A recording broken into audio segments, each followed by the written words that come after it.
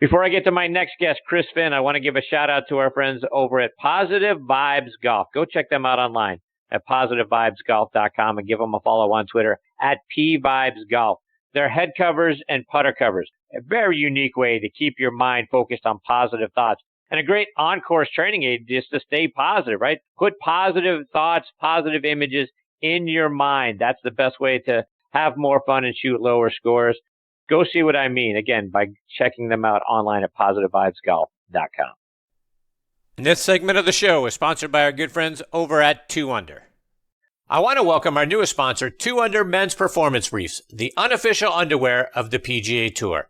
Worn by PGA Tour players like Ricky Fowler, David Toms, Jerry Kelly, William McGirt, Jason Kokrak, and Matt Everett, to name just a few. Your buddies are going to think you're a stud if they're even seeing you in your underwear, but that's another story. And your girlfriend and her wife is going to love the side effects, a visibly enhanced profile. The Joey Pouch technology provides the ultimate male asset management. It separates a man's most valuable assets from bodily contact to reduce unwanted skin-on-skin contact, providing less chafing, more control, and an altogether more luxurious feel. Start every round 2 Under by wearing the coolest performance briefs on the market.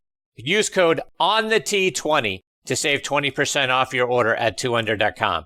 And that's the number 2, UNDR.com.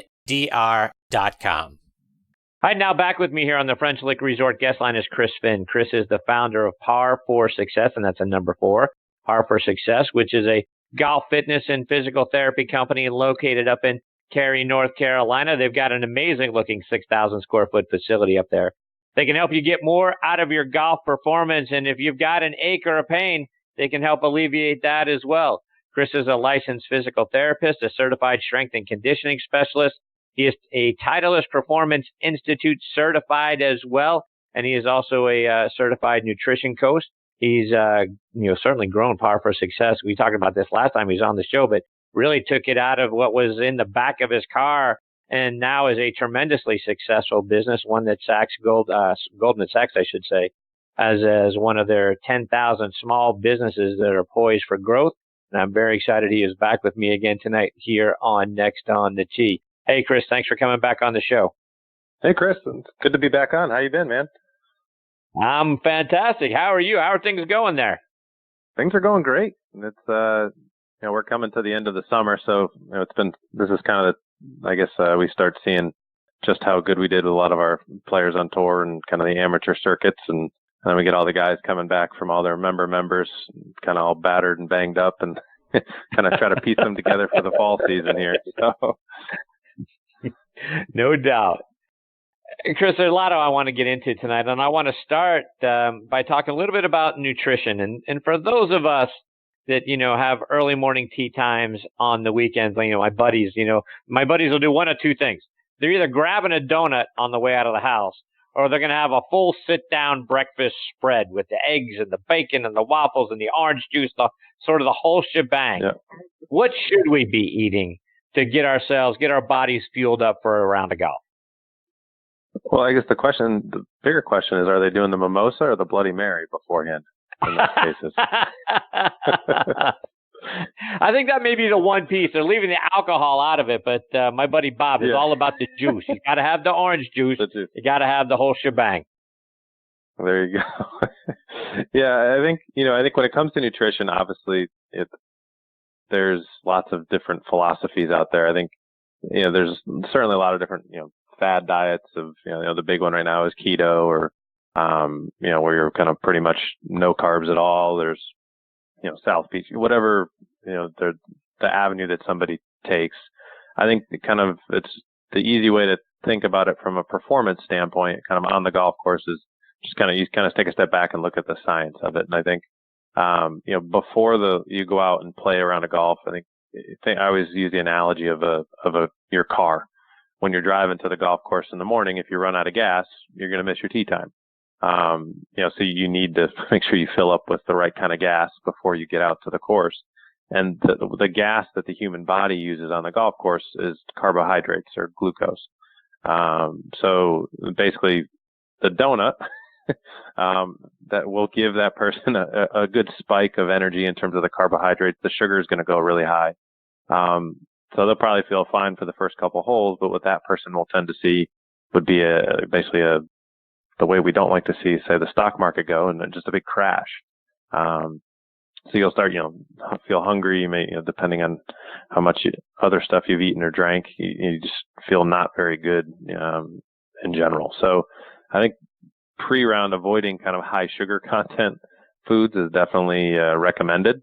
So that guy that's eating a donut probably going to be fine for the first couple holes, but they're likely going to see a pretty big crash come after that.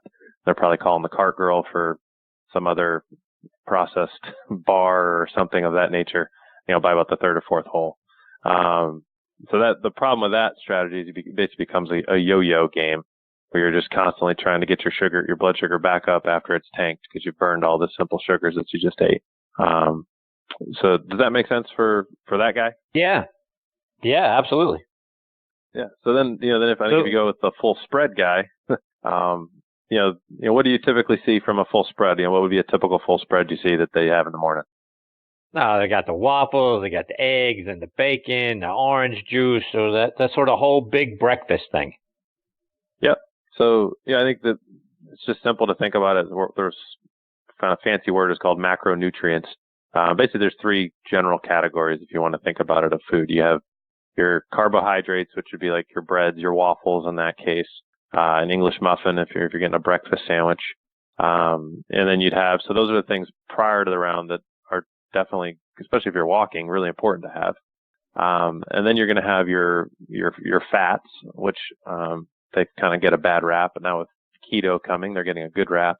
Those are important. The fat is basically what helps to coat a lot of your nerves and your neurons, and that's kind of what gets you to move. We all talk about speed in golf, and the better myelinated those are, the more efficiently those signals are transmitted, the more coordinated timing's better, those sorts of things.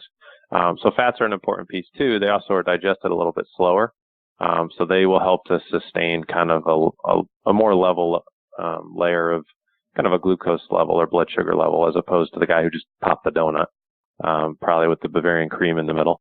But then, so if you think of fats, you're going to get that from your bacon. So like 2 strips of bacon is a great thing to have before a round. You're going to get some of the fats if you got the yolks in the eggs. And then you're going to get a little bit of protein out of the eggs. So depending how many eggs you get, obviously get a little bit of protein from the bacon as well. So generally, I would say you want a little bit more of a healthier, carb-heavy pre-round meal that isn't necessarily going to spike your blood sugar. So like a bacon, egg, and cheese sandwich, assuming it's not incredibly greasy, isn't actually not a terrible pre-round meal. If you're grabbing that at the grill before you're heading out. Think of, because you've got in the predominant carbs, you get a little, get 2 pieces of bacon, don't get 8. Then if you get a couple eggs on there, you've gotten a little bit of each of those categories of the macronutrients. So I think that's kind of one of the simplest ways to think about it from a pre-round meal. So that spread you mentioned, eggs, waffle, and bacon, actually isn't terrible, depending how much butter and syrup he puts up on his waffle there. But that's actually not a terrible start. Now, if he drinks 4 cups of juice and he's all sugared up, that probably ain't going to help him. But yeah. But overall, that would be a better option than the donut. So talk about on course, right? So we've had our breakfast, prior to the round. We're making the turn, or through the course of the finishing up 7, 8, 9, or maybe after the turn, we're starting to get a little hungry. What are some things that we can eat, maybe have in our golf bag, to kind of keep us fueled up through the rest of the second part of the round? Yeah, so I think that's a good pre-round, is kind of thinking of that a little more carb heavy than anything. And then I think you're going to do same idea or thought process when you're on the course, as you're using energy. Typically if you walk 18 holes, you're going to burn close to 2,000 calories. So if you think of the regular recommended quote unquote diet by the government is 2,000 calories a day. That's what all of your percentages and all the labels are based off of. You pretty much are going to almost burn that while you're walking the golf course. If it's hotter, you probably burn more. So you do need to take in a good amount of caloric intake. Otherwise, you'll be operating at what's called a basically a caloric deficit, which at that point you're starting to tap into your energy stores in your muscles. And if we're talking performance, that's not going to bode well on 15, 16, 17 and 18. So I think that's where you then look at, some of the good, like simple like PB&J that's a great one that travels well. It's particularly hot in the summer. Turkey, cheese, ham and cheese sandwiches, those sorts of things. Better in the not so warm weather. Those get kind of nasty when the cheese starts melting in your bag. I think like sandwiches are a good portable option for a lot of people. There's lots of energy bars that are out there. I think the one thing you want to look out for with those is the sugar content. Try to stay within single digit sugar values. So you see a lot of like the protein energy bars. We have 20, 30 grams of protein, but then if you look, you'll get, 30 to 40 grams of carbs, which is basically like 2 pieces of bread, which is good. But then you may, in some of them, you may get, 30 grams of sugar. So that's basically, you might as well just have a donut and then a protein shake with the donut.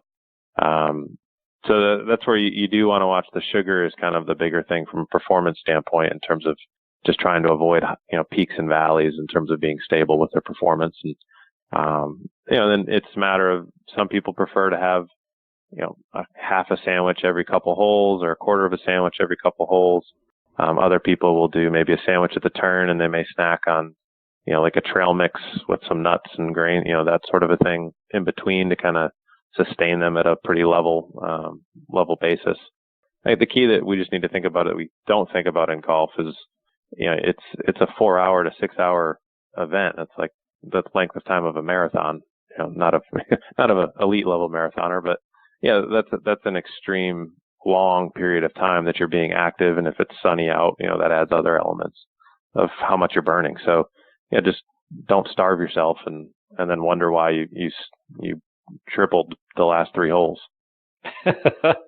Yeah. And as you mentioned being out in the sun and that sort of thing, let's transition a little bit to hydration. I think we all know we're supposed to hydrate on the course and that sort of thing. But are the Gatorades and the Powerades and all that sort of stuff? You mentioned sugar. So, my immediate thought is we should be drinking water. But are the Gatorades and Powerades good for us or bad for us based on that sugar content? I think it's, as with, any exercise or any nutrition, I think it's rare that something is like bad for you. I think it's when you have too much of it or, when you don't use it in the right way. And I think that's unfortunately where a lot of the energy drinks have gotten misused in terms of our Gatorade or the electrolyte replenishment drinks. There's 2 servings in a regular, a standard kind of one of those, or sometimes there's 4 depending how big you get, I guess. But I think read the label and understand how many servings are in the size bottle you bought. And it's what I'll tell a lot of my players with the Gatorade is if you take 1 bottle of Gatorade, say 20-ounce bottle of Gatorade, if you cut it into, a third of it into each water bottle that you fill up, then you're kind of staying the level of sugar throughout a little bit more evenly. So it's not a big sugar burst in front of you. You get on the 3rd tee and you down a whole Gatorade. That's a lot of sugar. So, they make other supplement, powders you can put in. Noon is one that a lot of people use. So I think that's the big thing is looking at sugar. I think there's actually hydration is a bit of a contentious debate in the research in terms of its actual impact on sport performance. So historically, it would say if you lost more than 2% your body weight, and I'm sure we all know the guy who sweats a ton and needs to change his shirt on the 9th hole. That guy is going to have a higher sweat rate than somebody else who doesn't look like they've even been outside for the last 2 hours. So I think they're actually are looking into now more what are called individualized hydration plans for, particularly at the, for talking the guys playing for $15 million last weekend. Most of them are going to have individual hydration plans where they actually measure how much they sweat, and they're going to be basically given a specific amount of fluid and sodium and it's basically electrolytes, as they're out there based on the temperature that it is and their personalized sweat rate. So the average golfer, we're not going to do that. But I mean, that's how that sort of individualized plan and some of the research more recently has shown promise in terms of its impact in terms of performance. But there's others just in terms of generally hydrating. They did an interesting study with cyclists, and they basically dehydrated some of them like 3% of their body weight, some 2%, and some they didn't dehydrate at all. They did like a blind study, so they thought they were dehydrated, but they really weren't. And there was no performance difference at the end of a 25-kilometer cycling race. So I think there's a little bit of difference that you see there. I will say with some of our golfers, we have, one of our junior golfers, she wasn't eating at all or drinking on the golf course. And we actually tracked her rounds, and she actually was 5 strokes higher on her second 9 holes, relative to her first 9 holes and consistently. And then we would see in a 2-day event, particularly in the summer, her total average score would go up by about 3 strokes. So then we implemented a specific, similar to what I talked about earlier with, here's your breakfast. Let's eat something every 3 to 4 holes. Our goal is to drink, 1 entire Gatorade kind of cut over the course of the 4 hours through, I think we did 4 water bottles. And in kind of getting her to do that, we'd said, we'll just try it for 2 tournaments and see what happens. We actually saw her back 9 became better by 2 strokes on average on those 2 rounds. And her second round was better by 5 strokes relative. So you saw a 7-stroke swing, in that second round just by being hydrated. So it's a case study, wow. But it's stuff that you see on a regular basis with competitive golfers. And so that, depending how serious the weekend guy is, that will impact them differently. But it makes a huge difference in terms of your ability to focus. If we look at your ability to, for the nervous system to fire, and how, if we talk about sequencing and timing, both the guest before me was talking a lot about balance in terms of how important that is for him when he's teaching his students. All of that's nervous system related. And if your blood sugar's tanked in the tank, you're dehydrated, there's some evidence out there that that's actually going to be more challenging for you to accomplish. Chris, switching gears a little bit and talking about huge differences. Yesterday, you put out an article on simplyfaster.com, and that's SIMPLIFASTER, simplyfaster.com, about the evolution of speed and power in the golf swing. And gone are the days when, beer belly guys are making it out there on the PGA Tour. Those guys are all in fantastic shape. And like you wrote, we are now seeing a direct correlation between how far a golfer can hit the ball and how much money they make. Talk about why we're seeing that evolution in the game. Well, I think, I don't know if it was Brooks or Phil probably said it better than I could say it. And they said something to the effect of, I'll take my wedge my 8-iron out of the rough against another guy's 5-iron out of the fairway, and I'll win all day. And I think that's what you're seeing I think historically, sometimes being long had a correlation with being wrong in terms of being in the woods. But these guys are so long and they're so accurate that, they're having 2 to 3 clubs, less into the green. So their proximity to the hole is going to be closer so they can score better. And they're true power athletes at this point in the game. And if you look at, Rory and Brooks, just those 2 guys in the last group last weekend, Rory's got the fastest hips, at least last time I checked, the fastest hips in terms of degrees per second in the game of golf. If he does it now, he did at one point at over 700 degrees per second. He's an incredibly fast torsional golfer. And Brooks is, he's just a hell of an athlete, and that he's really strong and he can generate a lot of power. And so they're able to push through that rough and with a shorter club in their hand. If you look at I forget what the stat was in that article. The link is in that article there, but I think it was like if you looked at the top 15 driving distance, all of them were within the top 50 in the money, or it was something pretty compelling. And you've been seeing that happen more and more each year for the last 5-6 years. That basically the longer the guys are, the more money they tend to make. Just because they hit it long doesn't mean they're going to make more money, but there just seems to be a relationship with the guys that are hitting it further. They're making more. So for all of us now, we as you mentioned, hip rotation, and for those of us that want to generate more hip rotation, want to generate more club head speed and gain a couple of yards on our drives, how can we do that? What are some things that we can be doing to help ourselves get to that point? Yeah, I think one of the simplest things, without ever stepping foot in the gym, just the next time somebody goes to the course, if they go play tomorrow, when they go to warm up, just stop static stretching. Stop trying to touch your toes and hold it for 30 seconds. There was a couple interesting studies that we've seen in the past where they actually had they had a group of golfers go out, and the group that did static stretching, they looked at them compared to a group that did more of a dynamic warm up and did some soft tissue. Everyone's heard of a foam roll probably, using a type of foam roll or softball or myofascial tool. So they had one group did that, and the other group did the static stretching. And compared to their baselines, if they did nothing, they actually saw an 11% difference in how much power they could produce. And the group that did static stretching saw a 5% decrease compared to what they did on just cold. The group who did the more dynamic warm up, got their body temperature warmed up, they actually saw a 6% increase compared to doing nothing. So I think just by warming up correctly, being dynamic and moving, there's tons of, go on YouTube and search, 5-minute golf fitness warm up on the range. We have one on our YouTube page.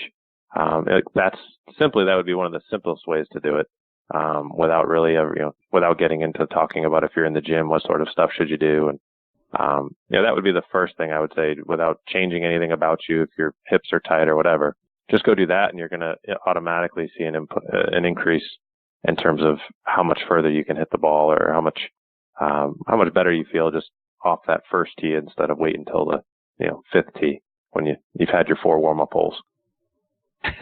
Right. And one of the other things you talk about, Chris, is kinetic training with things like medicine balls and cables and flywheels and bands, but we don't pay enough attention to the ground and how that can help us. Talk about what you mean by that. Yeah, so I think everybody's familiar with what's called the kinematic sequence, which is a big fancy word for saying your hips should move first, and then your torso, and then your hands, and then the club should come through last. Like, I think everybody, if they saw somebody swinging a golf club, and you've seen the guy where their club is already hitting the ball before any other part of their body has moved from the top of their backswing, like incredibly over the top across. That's just not how you should ideally swing the golf club, from an efficiency standpoint. So kinematics is looking at, when you look at somebody, you can see what moves first, what moves second. And so there's a lot of teaching around that, instruction around, getting in the right sequence to help the club get on plane. I think what's interesting is when you look at what you said, the kinetics, and that looks at more how you use the ground, and the kinetics drive kinematics. So how you use the ground is going to determine what moves first, second, third in a lot of cases. When you start looking at that, it almost becomes like cheating. If you ever get a chance to work with an instructor who has a force plate, which basically measures those kinetic forces, and they can, if you've ever got a chance to even just watch somebody give a lesson on one of those, it's incredible what you can do just by teaching. Just don't say anything about the club, and they just say, use the ground this way, push off here, or think of pushing up, more off that lead leg before you hit the golf ball.